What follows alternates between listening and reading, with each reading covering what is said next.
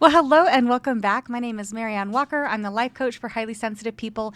And if you are a highly sensitive person who has struggled with boundary setting, I really want you to lock in today, as my kids say, and really listen to this full episode. I am so excited to be sharing an interview that I did with Cami Orange. She is a boundary coach that has been collecting boundary phrases, as she calls them, and also practicing stating boundaries and teaching people how to do so for the last 19 years. And she has so much to offer.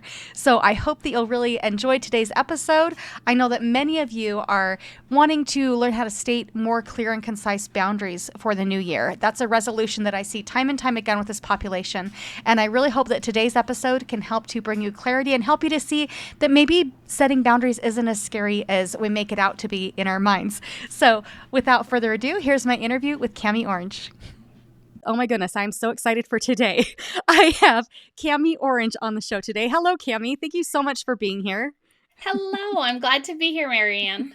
Cami popped up in my feed just randomly. I hadn't heard of her before, and she randomly popped up in my feed, and I instantly fell in love with her content. I was binge watching all of her videos, and I swear, like within 10 minutes, I was like, oh my gosh, she has such a clear and concise way of not only speaking about boundaries, but giving people actual words to say when stating boundaries. I was like, oh my gosh, we need to have her on the show. So I am so appreciative to you for coming on and being willing to collaborate, because I've been so impressed with your work. Thank you. I am really excited to be here and to talk to you and the other highly sensitive people. Yeah, so for listeners that are new to your work, can you just kind of briefly share like what inspired you to write your book, Say the Thing, and how has clear communication shifted your life? Absolutely. So I found a gap in the boundary literature, the boundary education literature that existed. And there's a lot of content that talks about, hey, boundaries are important. Hey, if you want to have a happier life, you should have boundaries. If you're struggling with X, Y, and Z, boundaries are the answer. But then when you dive into it and the actual practical in the moment, how do you actually set those boundaries? What are you supposed to do? And throughout my 19 years of working with clients, every career path, every little thing I've done, whether it was I owned a clothing retail company and I was helping people, work through their wardrobes, I'm there to go through their clothes, go through their closets. And what they're asking me is, hey, my husband hates this dress, and I still want to wear it. What do I say to him? And I was like, oh, you could say this or you could say that. Or, I was a traveling business consultant where I would move around the country and stay with small business owners and help them put their businesses online. And, I'm there to build a website and support them in that. And they're like, oh, I have these clients, they're texting me at 11 p.m. and they're high ticket. And so I don't really want to respond, but also I don't want to lose that relationship. What can I say? And I was like, oh, you could say this, you could say that. And so I realized over time that no matter where I went or what I did, what people were asking me for was exact scripts, exact ways to respond. And so I am a spiritual person, had a moment, and I said, I think the universe is sending me a sign. And so 5 years ago, I said, all right, I'm a boundary coach.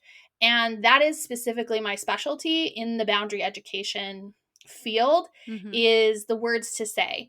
And so when the opportunity came up to put together a book, I knew immediately an encyclopedia of boundary phrases that cover a vast variety of topics was what I wanted to do. And I've been asked, like, oh, why didn't you do like a chapter on mother-in-laws versus a chapter on spouses? And I said, everybody's relationships are different. The boundaries I would set with my mother-in-law or my spouse are not the same as you. But that doesn't mean that, if, let's say it's your spouse, your mother-in-law commenting on your body, the kind and direct phrasing is similar to say, hey, I'm not comfortable with you commenting on my body. Please don't do that. I would say that no matter the relationship. And so the book is organized topically as opposed to relationally for that reason. So if somebody is, commenting on your pronouns, there's a whole chapter on that. And it doesn't matter who that person is. It could be a friend. It could be a coworker. Yeah, and I know you said it's your specialty to come up with these phrases, but I'm going to say it is your superpower because honestly, That was what I loved most about just scrolling through your content was you gave people so many options, and it was to fit various situations, to fit various relationships, but also to fit various personalities, because some people are more bold than others and others are a bit softer spoken, and that you provided a script for everyone on that spectrum, depending on how they're feeling in the moment, I think is so beneficial, because oftentimes we know what it is that we want to have happen, but we don't know how to find the words in order to reach that end result. And you're able to not only come up with those phrases, but also to word them in such a kind and clear way where it takes the drama out of boundary setting. I think we all have a significant amount of mind drama when it comes to boundary setting. I agree. I think that boundaries in some ways have turned into not only a buzzword, but a big scary thing where they're like, okay, today's the day. Today I go set boundaries. And I was like, we could make it a big scary thing, or consider, we could just say, hey, MaryAnn, I'm a little uncomfortable when you did that. Is that something that we could put a pause on? And then you go, Mm-hmm. oh, yeah, of course. And that's it. Like can be as easy and gentle Mm-hmm. as that communication. And in my experience, if I bring this really big, intense energy to that conversation, if I'm all worked up and I come in and I say, MaryAnn, I need you to not do that anymore, you're going to feel real defensive real fast. And Mm-hmm. we're going to have a very different boundary setting interaction. And so I Mm-hmm. think it's almost like a confirmation loop where people say, well, boundaries are hard and scary because they're bringing hard and scary vibes to Mm-hmm. that conversation. They feel hard, like it's hard and scary. They bring that, and then Mm-hmm. the other person's reacting to that, and they're like, see, it was hard and scary. And I was like, Yeah. okay. Yeah. What if And we can just be kind and yeah. calm? Yeah, and that's what I love about your specific phrases. I love how you keep saying that you've been collecting boundary phrases, is what she says on her social media. But I think specifically when it comes to the HSPs, they're not going to be the loud people. And a lot of my coaching is around you're not going to be a big jerk if you state a boundary. But I think for many HSPs, they became highly sensitive to other people because they felt so uncomfortable around these strong, domineering people. And they have it in their head, I can't be that way. But if that's the only way that they've ever seen boundaries stated with them, and they're not even boundaries in that case, it's more bullying. But when that's all that's been modeled to them, it makes it a lot harder because they don't want to be seen as scary and big and a big jerk. They just want to say what they're feeling. Yeah, absolutely. And I think the number one, how do I say this? I provide not only boundary phrases, which I Mm-hmm. collect, but also boundary scripts. And the difference between them is a boundary phrase is like a quick one-liner, maybe 2 lines that we can just memorize and use in the moment. A script is usually a little bit more pre-planned, Mm-hmm. has more steps, more structure. And so the boundary phrase that I recommend for all the HSPs I've ever met to memorize would be that I can't do X, but I can do Y. Mm-hmm. And so if I said, MaryAnn, can you pick me up at the airport at 2 in the morning? And you could say, oh, I can't pick you up at the airport at 2 in the morning, but I can help order the Uber. Hmm. Or I can't do that, but I'm happy to check on the flights Mm-hmm. or help you organize the shuttle or whatever that is. Mm-hmm. And so it's not a hard no. It's I'm not going to do what you have asked me. I'm not going to bring 4 dozen cookies to the bake sale, but I can make a $25 donation Mm-hmm. or whatever that is. And so if whoever's listening to this, if you don't get anything else out of this episode, that would be my piece for you. My gift to you as a boundary coach is memorizing this structure. I can't do Mm-hmm. X, but I can do Y. So when people are asking you, oh, will you do this thing?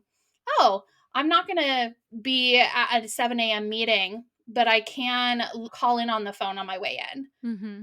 Oh, thank you for sharing that. And I love that's in the beginning. I think that's going to really help to set the tone for today, because I think a lot of HSPs, then that's what they really have a hard time with is, well, but I want to be helpful.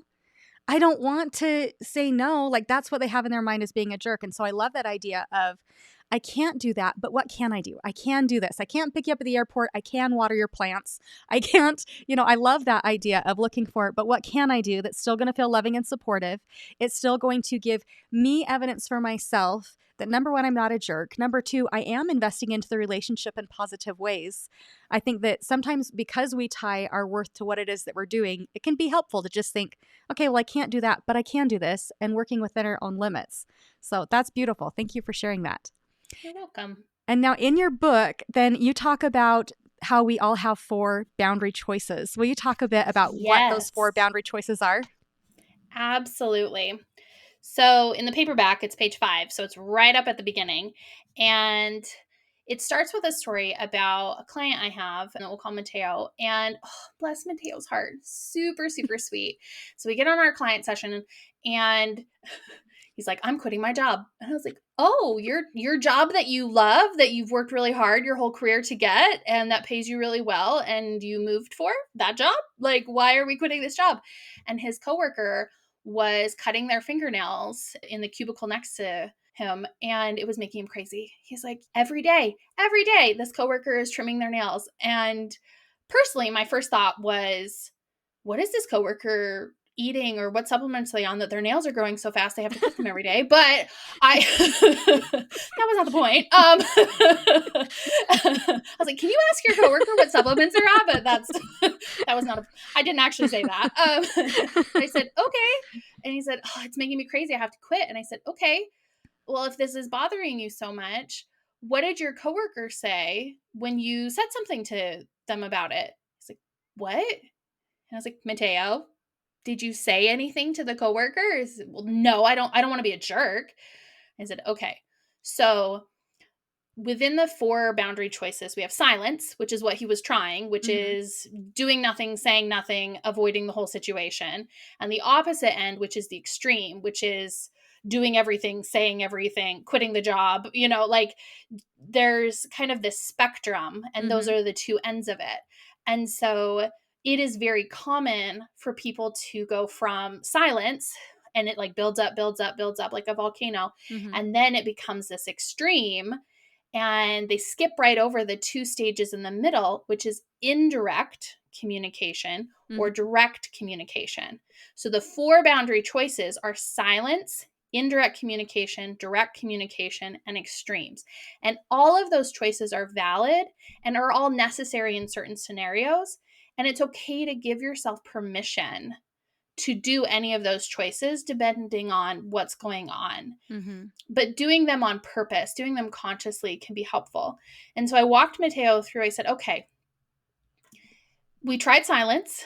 Before we try extremes, indirect would be, hey, I've noticed I'm a really direct person, so sometimes I have to really think to be like, what would be the indirect way to say it? Because I'm like, I'm noticing that you cut your nails every day. What's going on with that? And people are like, that's really direct. I'm like, is it? And so the indirect option would be, you could drop a hint. You could say, hey, why do you always cut your nails at lunch? And direct would be like, hey, could you please stop cutting your nails at lunchtime every day? And Mateo was like, well, I'm not going to do the direct thing. And I was like, okay, let's try indirect. And so it ended up working out. And, the next time they bumped into this coworker, they said, hey, I've been wondering, why do you cut your nails every day at lunch? And he's like, oh, I'm eating oranges and I don't like the way the pulp gets like under my nails. And so I cut my nails every day. I didn't realize you could hear that. And he was like, yeah. And, your nail clippers are kind of noisy. And the coworker was like, oh, I'm not going to do that anymore. And they stopped. Yeah. And that was the end of it. And so those 4 choices, like I said, silence, indirect communication, direct communication, and extremes. And indirect just means you are implying. And direct is like to the point. And they have value in different scenarios. And is it okay if I get into that a little bit more, MaryAnn? Absolutely. Please do. Okay. So direct communication can be really good when we have a lot of people from different backgrounds in the same space, or who are trying to communicate together. Because we cannot assume that other people know what we're talking about. And so you have to be more direct. Indirect communication has a lot of value when everybody has a shared background, a shared pool of knowledge, if you will. And so that way we can have a whole conversation with just a raise of an eyebrow and a flick of a finger. And then we're all go, oh, I know what that is. And if you've ever spent time around people that you know very, very well, you know, it might be a spouse, it might be a sibling, it might be a best friend that you grew up with, you can have this almost unspoken communication happening where something else happens in the room and you and I make eye contact. And it's because we both saw that and we both know what that means and go, oh. And so without saying any words, we have a whole conversation of like, did you see that? Yeah, I did see that. Can you believe? Oh my goodness. But that's indirect. And so what happens though is people who come from indirect families, come from indirect cultures, start interacting with direct communicators who are just like, hey, please don't do that. And they're like, oh no. Because in an indirect community, if you say the thing, if you are very blunt, that's rude. That's a lot. That can be mean. But in a direct community, hinting is rude. Hinting is not appropriate. Like, what are you doing? Why don't you just ask? Right. And so it's reading the room and understanding who you're communicating with. If you and I come from the same background, sure, we can do indirect. If we come from very different backgrounds, we're probably going to need direct communication because I cannot assume we have the same cultural understanding. The example I like to use, so I'm married and my sweet husband is from a small farm town in central Utah. And I grew up in suburbia. So in suburbia, it is very normal and okay if you just have to turn around real quick because the roads are skinny. You pull into somebody's driveway, you back out like a 1-point turn, 2-point turn, whatever that's called, and then you pull forward. That is an appropriate thing to do. It is not a problem. You can't park in their driveway. You can't block their driveway, but it is okay to very briefly pull the front of your car into someone's driveway and back out. So where he's from, you do not trespass on other people's land, period. Where he grew up, that is a sin. That is a crime. That is a problem. And so we were driving down this road and we needed to turn around. And I was like, oh, we can just like pull in right here and back out. And he's like, no, we can't. And he's like, what? What do you mean? We'll be on their land for like 2 seconds. And he's like, nope. So we did like a 15-point turn on the road.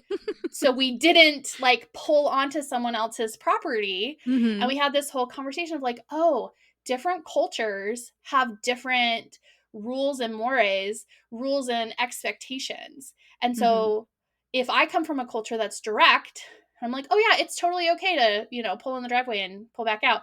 And if he comes from a culture that's indirect, you do not ever trespass, period. Yeah. And so it's been helpful as our relationship has grown to say, okay, is the reason we're having conflict a cultural difference? And that would be my suggestion to highly sensitive people is in some ways to think of it as a cultural difference. Nobody is right and wrong.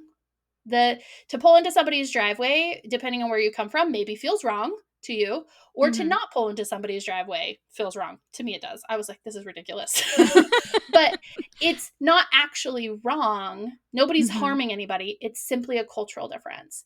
And so to realize that as an HSP, your culture as an HSP is prone towards indirect communication, that is okay. There's nothing wrong with that. And if you're interacting with cultures and people who prefer a lot of direct communication, you're going to have a different experience. Or let's say your default setting is silence or hinting. That silence, indirect communication, that is okay. There's nothing fundamentally wrong with that, but it only works in certain scenarios. Right. Like Mateo with the fingernail clipping. He was choosing silence. And then he was, after a certain point, going to quit this lovely job. Yeah. And that would be my caution is if you choose silence, that's valid and okay. But are you choosing silence and then you're going to swing it out to an extreme? Or are you going to choose silence and then step into indirect communication?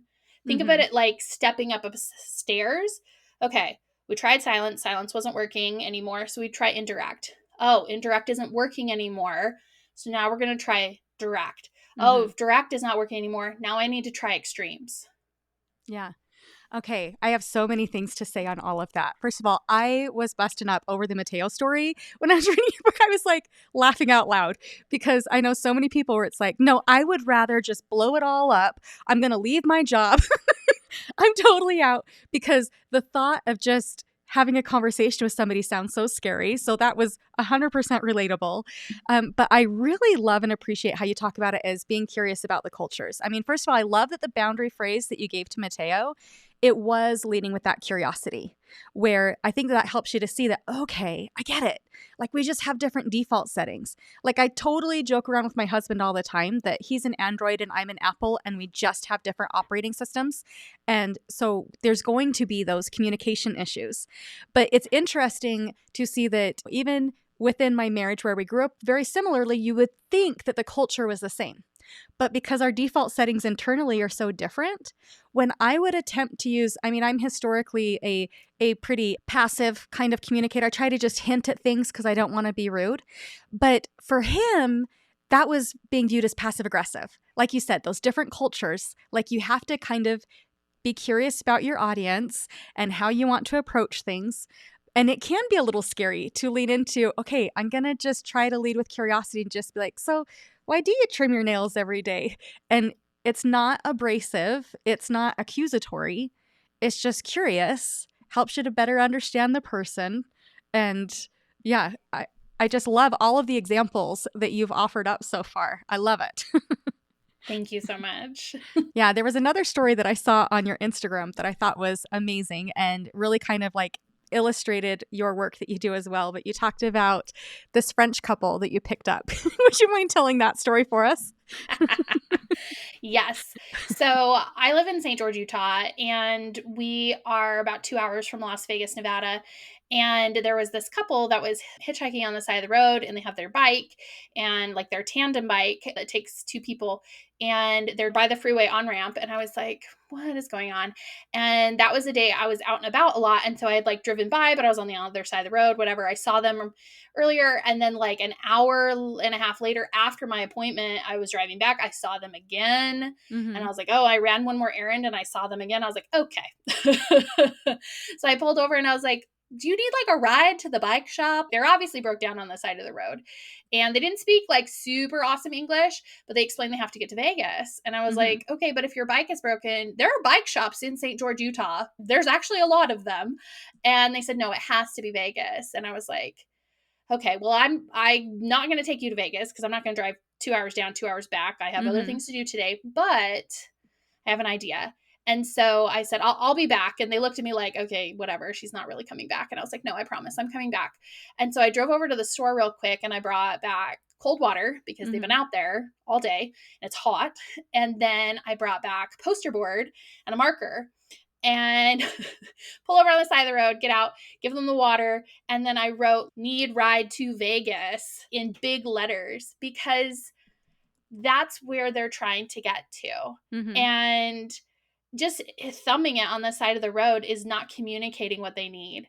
And so I said, I cannot take you there, but I can give you the words to get there. Like, here is this sign. Yes.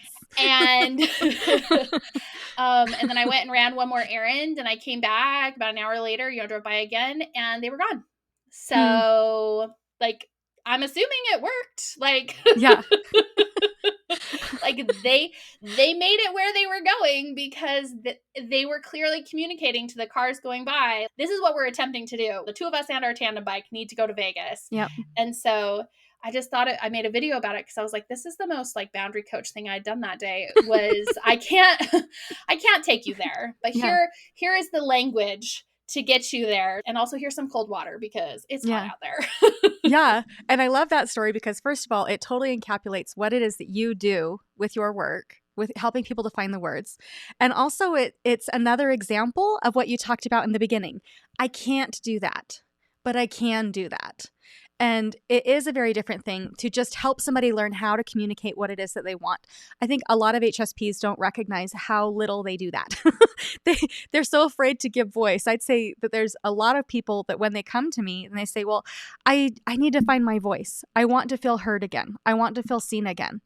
And they don't recognize how much they have slid into that silence as their default setting and how just letting somebody know where it is you'd like to go.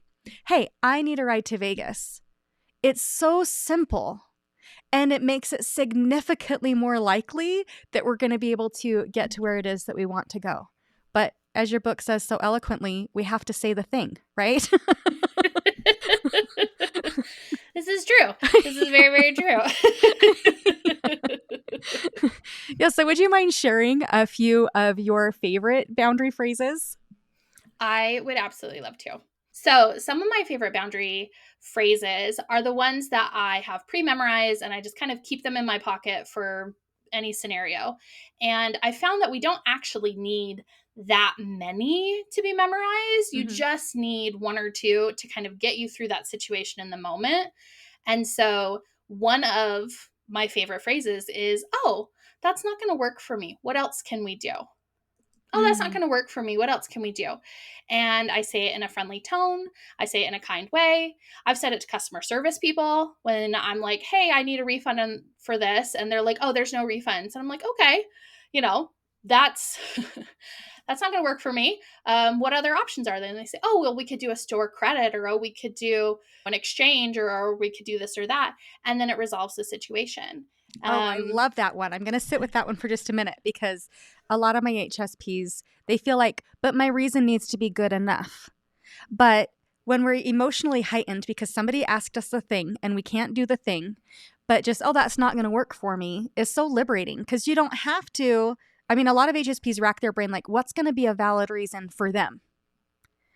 But we don't think what's a valid enough reason for me and it just not working for me. That's sufficient. I love that one. yeah.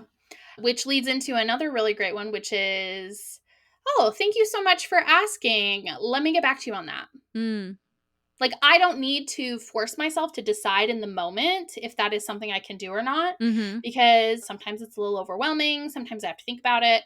And so to say, "Oh, like they ask," and then you go, "Oh, thank you so much for asking." Mm-hmm. And that I say it enough that at this point, when my husband asks me something that I'm not sure how I want to answer, and I go, "Oh, thank you so much for asking," he's like, "Okay, so so you don't know what the answer is." I was like, "I do. Give me a second." Like, but Yeah. it's just like a default, like someone's like, "Oh, I have this question." And I'm like, "Oh, thank you so much for asking." And then I either have paused, taken a breath, and have an Mm-hmm. answer, or I can say, "I'm not sure. Let me get back to you on that." Or, "Oh, I can get back to you about that tomorrow." Which brings me to my third one, which is, "Oh, I can't have this conversation right now," or, "I don't have space for that right now." Mm-hmm. Depending on who I'm talking to, like if it's a close friend, I might say, "I'm out of energy for that topic today, but we can talk about it tomorrow." And if it's a stranger or somebody I don't know as well, I say, "Oh, I'm not really in a headspace for that conversation right now, Mm-hmm. but I'd be happy to talk to you about it another time." And the purpose of that is to say, not all topics are a good fit in all situations, Mm-hmm. and that's okay. Like, it's fine. I don't have to talk about heavy, hard things in every scenario, Mm. but that doesn't mean I won't. It Yeah. just means, "Oh, I'm going to set a limit on that right now," and Mm-hmm. that's okay. And so to say, "Oh, I'm not in the right headspace for that conversation right now. Can we try again another day?" And notice that all of these are soft no's. Mm-hmm. And that's something, underlying every boundary is, do you have a strong yes and a strong no? And you can communicate that no in a soft way, you can communicate it in a bold way, but it still needs to be strong. And something that, if I could give one piece to all the HSPs I've ever met is, hey, if you have a weak no, you don't actually have a real yes. Hmm. And so if I ask you, MaryAnn, something and then you can't actually say no, you don't feel safe, you don't feel comfortable, for whatever reason, you are not okay to say no. When you say yes to me, that's not actual consent. That's not Mm-hmm. real. And so the idea of having a strong yes and a strong no can be really powerful. And so even if I'm communicating my no in a soft way, "Thank you for asking. Let me think about it and I'll get back to you." "Oh, I can't do that, but I can do this." Mm-hmm. I'm not in a headspace for that conversation right now, but we can pick it up another time." "That's not going to work for me. What else can we do?" Notice how all of those are still soft, Mm-hmm. but they're underlying with, "No, I'm saying no."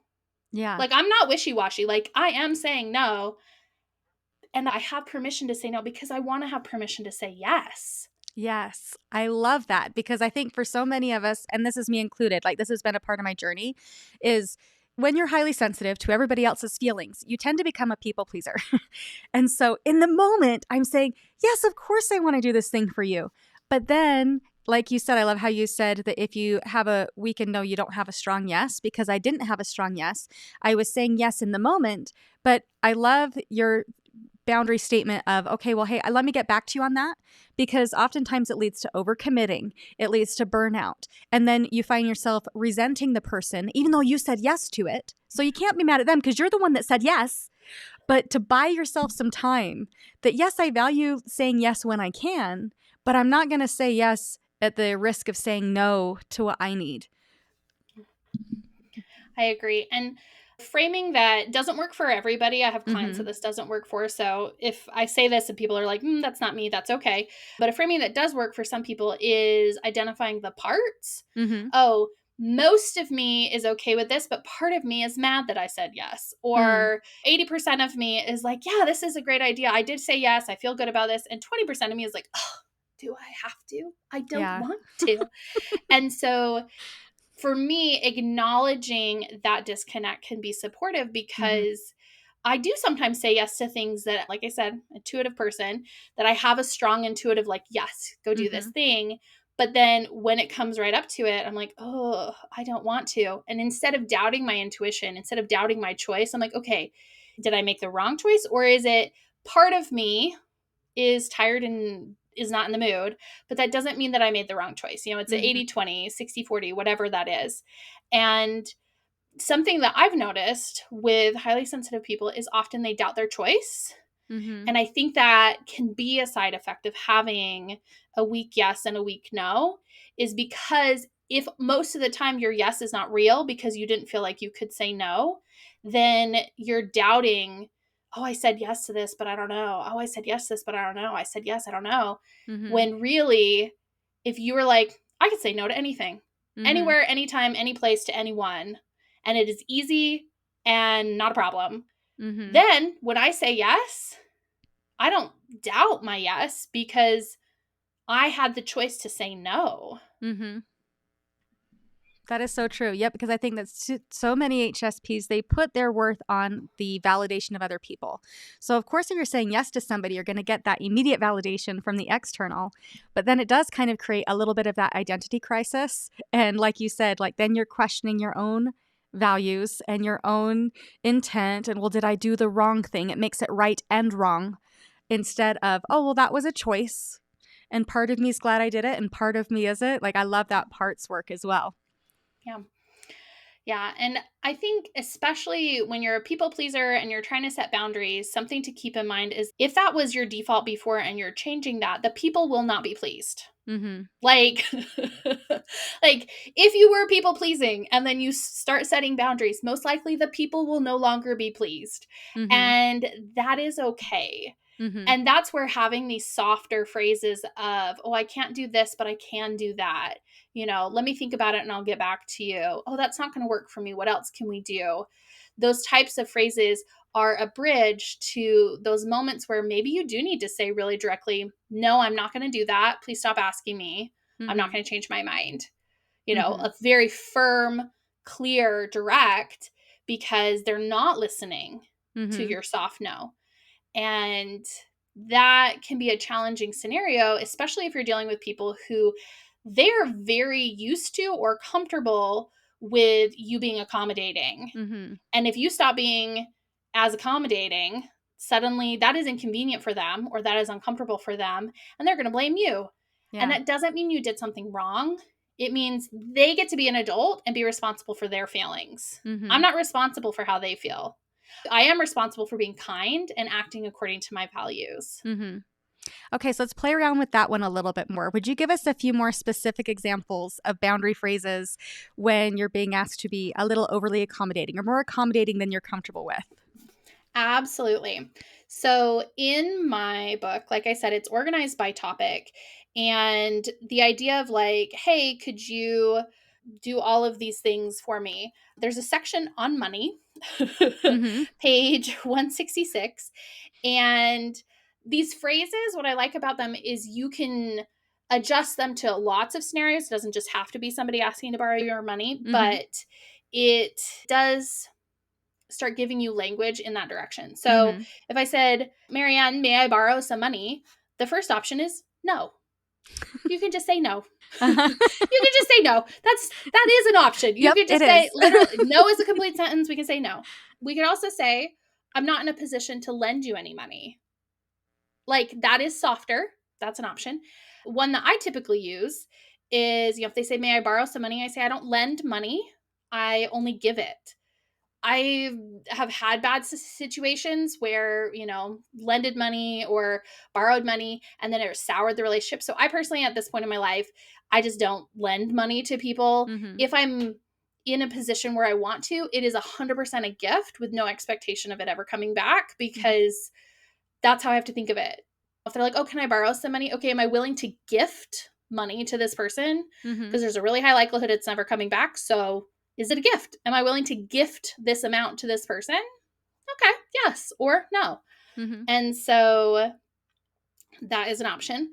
You could also say, yes, let's have a conversation about a repayment schedule and write out a contract so it's really clear what the plan is. Mhm. Like, I'm not saying you can't lend money to people. For me personally, I don't, but like, there are lots of options. And so that same thought process applies when, we're overgiving and people are Mhm. saying, hey, could you do this thing?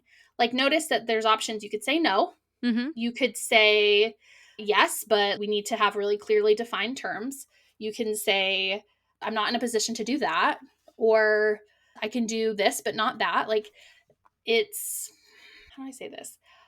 Overgiving is such a generous impulse. And I believe that our weaknesses are our strengths at the wrong volume. Kind of Mm. like music, right? If you're driving in your car and it's the afternoon, the windows are down, the radio's going, and you turn the car off and go in the house, you come out in the morning, turn the car on, and the radio is still to the previous volume. It's loud. It is like that is no longer a comfortable volume. And that doesn't mean the music wasn't good before. It just means early in the morning, wrong volume. And so the generous impulse of giving, oh, that's so sweet. That's so beautiful. Like, I Mhm. love that people are generous. I'm generous. My husband's very generous. People knock on the door and they're like little kids selling candy. We buy it every time. Like, we're those people. And that impulse dialed up too loud, just like music turned up too loud, is no longer, doesn't sound musical, just as noise. Mhm. And so to say, oh, I'm having a genuine impulse to be generous, to overgive, or Mhm. that means you're giving. You just need to adjust your volume. Mhm. I love that so much, that our weaknesses are strengths at the wrong volume.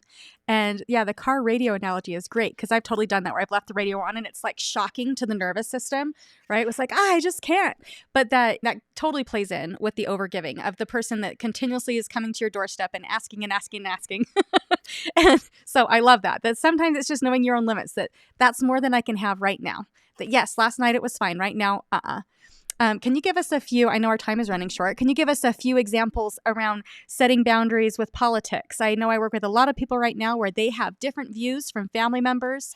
And how do you set boundaries around that? One specific example is somebody's had a family member say, hey, look, like you have to watch this 2-hour documentary or we're not going to be able to speak again. And like that was kind of their boundary. But then how do you set boundaries around if you really don't want to watch their 2-hour documentary? I think circling back to our conversation about curiosity, Mm-hmm. that is where I would start in that scenario and say, what is it you're hoping I will get out of this documentary? Hmm. Is there another way I can get this information that we can still move forward? Mm-hmm. Why is this documentary so important to you? Mm-hmm. Are you trying to educate me? Are you trying to change my mind on something? And existing in community with people who have very different political views is a big topic right now Mm-hmm. around boundary setting, because sometimes these are people we're related to, these are people we care about, there's people we love, and also they're believing things that are weird or wrong. And Mm-hmm. it's like, oh, okay. Mm-hmm. And so that is the framework that I work from, is I'm differentiating where are the lines for me personally, and it's Mm. a constant topic at my house of like, what would be a deal breaker? And there are viewpoints that I'm like, Mm-hmm. hey, you can have that viewpoint and we are not going to spend time together. And everybody gets to draw that line in their own places. Mm-hmm. For me to be really specific, Mhm. that line is like, do you believe that the people that I personally care about, the groups that I belong to and the people I support Mhm. should die? Because that's a problem. Like, Mhm. you can disagree with them. That's one thing. But thinking they should all just die and cease to exist, that's a line for me. That's where I Right. draw that line. Mhm. And so that would be the first piece is when you're going into those conversations, where is your own line? And that comes down to what is your strong yes? What is your strong no? Like, I will say yes to somebody who disagrees with me in certain areas, but not others. And so, specific phrases, when people are like, oh, you're just trying to be politically correct, it's like, I think political correctness is just compassion in Mhm. fancy language. Mhm. And I'm really okay with more compassion in the world. Yeah, I love Like, that. I'm not defensive against that. And a longer script, and this one I would say kind of moves from boundary phrase to boundary script, but Mhm. it's long enough, and I am going to read it in at length because I think it's has value. So let's say it is this person that's like, you have to watch this documentary because they have these specific beliefs. And I would say, look, you're a wonderful person. And if I didn't think you were a wonderful person, I probably wouldn't have taken the time and energy to let you know that what you said was offensive, or what you're telling me is offensive, or that the documentary is offensive. Mhm. I would have just let you go on your merry way, continuing to believe that. But because I care about you, I am letting you know that I disagree with what that documentary is standing for is not okay with me. And you have the opportunity to accept that feedback or ignore everything I said and blame it on political correctness or woke politics. And that's up to you. And so I think specific to the example with a documentary, but just politics in general, is Mhm. we decide where our lines are, but also say, hey, I care about you as a person. And this is something we're never going to see eye to eye on. And can we still exist in this space and, break bread and disagree? And that's okay if we can't. If I'm not willing to watch this 2-hour documentary and Mhm. that is where you draw your line, that is your choice, but that's not where my line is. So there's kind of that direction. And if that is somebody that you care about and that you need to keep existing in community with, there's also like they don't care about politics, or they're bringing up a politically divisive topic in a setting where you cannot escape. Mhm. And so I have a whole chapter on politics in my book, and it talks about specifically that scenario. And so these are, if you're sharing that with me because you're assuming I agree with you, I don't. Uh, or we see that very differently. Let's move on to another topic. Mhm. Can we talk about this later, please? I'd rather not get into a heated discussion right now. And the repeating the one I said before, because again, I use it all the time. It's, I'm pretty sure neither of us are going to change our minds Mhm. tonight. So let's just focus on completing this sale or celebrating this birthday or whatever. Mhm. And again, we each get to decide where those lines are. If it's somebody that I was standing at the sandwich shop and the Mhm. person behind me was like, oh, I hate all these pride flags. And I was like, sir, I am not the right person to share that with. Like, I'm queer. Like, I love the flags. I Yeah. was literally standing there admiring them. Like, no, this is like, that's a stranger. I'm not going to see him again. I'm Yeah. not going to invest that emotional energy into saying, oh, why do you feel that way? But Mhm. if it's a family member that we're having a holiday meal with and they're like, oh, I hate all these pride flags, I say, I love pride flags and I don't really want to debate that with you. So, let's just focus on how good this meal is. But like, Mhm. to me, there is value in speaking up and saying the thing, because even if the person that I'm speaking to in that setting does not change their mind, A, it can plant a seed, but B, there's always the people listening. Mhm. And you're signaling to the other people at the table, hey, I actually don't stand on that. Like, maybe this is not the setting to get into a big debate about LGBTQ plus people, but like, then if one of those people is in the closet, or if one of those people, later needs support, they know that Mhm. you're that person. And guess what? They also, if they disagree with that, know that you're the person to not have those conversations with. Like, Win-win. There's no Yep. downside here. Exactly. Well, and I love that whole script that you read, because and that's what drew me to your content was you come at it from such a place of love that yes, you do have these very clear no's. And I love all of the boundary phrases that are just very clear and concise. And also with that script, you're also expressing the love. You're saying, hey, I'm willing to have this conversation with you because I love you. Like, it's leading with that love, which I think is going to really appeal to a lot of listeners because they want to have the connection. They want to find some sort of resolution. They want to let you know that they care, but they don't know how to find those words. So I really love that script. And I'm going to be putting a link to your book and to all your socials in the show notes, because if you just need to have a handful of phrases, or if you want to look up that script, I just highly recommend Cammie's content, because she is just so clear and concise and kind. And no matter where you're at on the scale and how bold you're feeling, you'll be able to find something that resonates that can be helpful for you. So Cammie, do you have anything to share with listeners in closing? Like, if you had one concluding message for all of the HSPs that are listening today, what would you say? I invite you to be brave and say the thing, even if it's in a soft way, even if it's a hinting way. Like, if you have previously chosen silence as your only option, maybe in whatever situation that you're dealing with right now that made you listen to a whole episode on boundaries, maybe that's a sign that, yeah, it's time to say the thing. It's okay. You have permission. You can do it. I believe in you.